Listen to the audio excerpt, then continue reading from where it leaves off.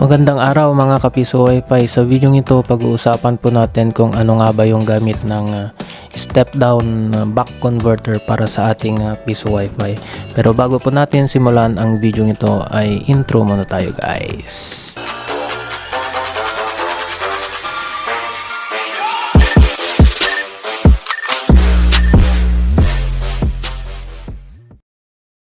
So ayan na nga guys, ito po yung ating step down buck converter. Ayan, so buksan po natin.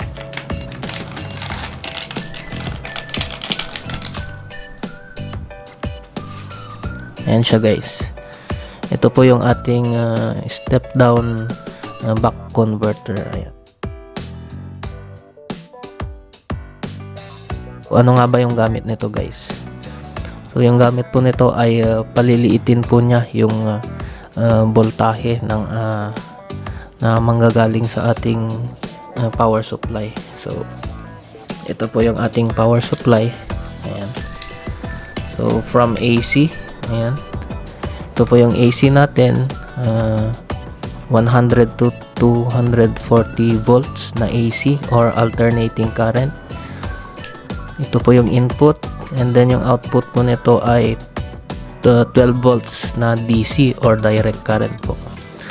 So yung dulo po nito ay male balloon or male jack po na tinatawag. So idudugtong lang po natin siya dito sa ating step down buck converter dito po. Yan. So ito po yung kanyang input guys. Ayan. So 12 volts po ito, and then 12 volts din po ito. So pwede po dyan sa para sa male jack, and then pwede din po para sa mga wires po. Ayan.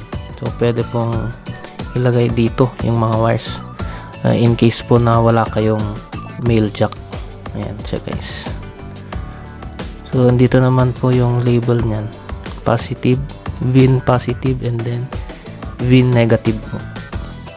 So dito po yung positive, ito po yung red wire po natin, and then yung VIN negative, ito naman po yung sa black wire po natin. Ayan.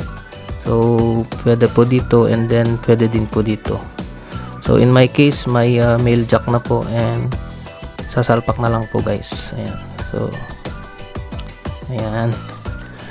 So from 12 volts guys, lalabas siya ngayon dito.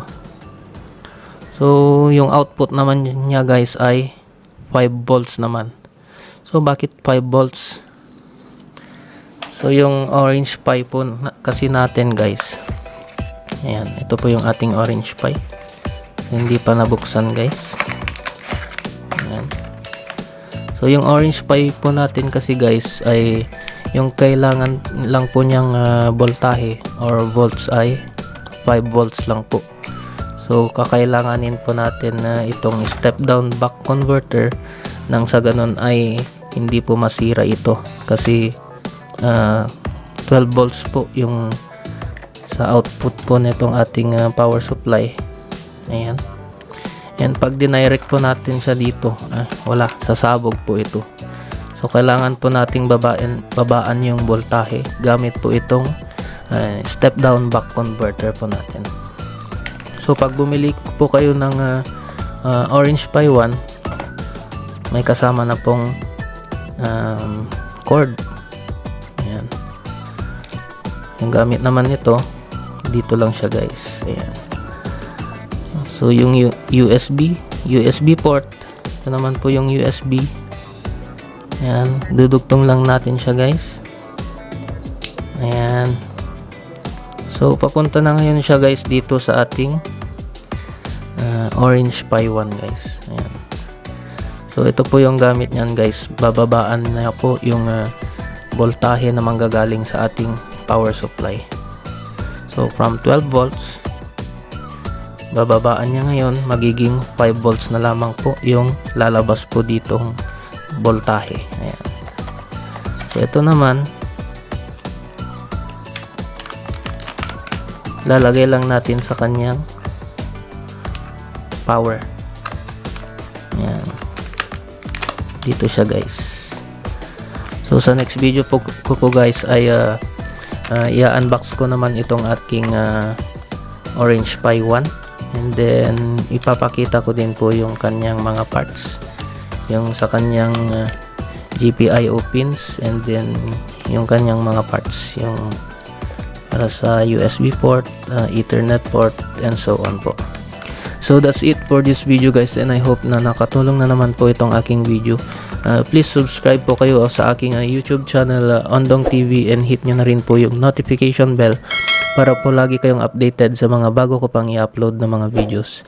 Maraming salamat po and peace out!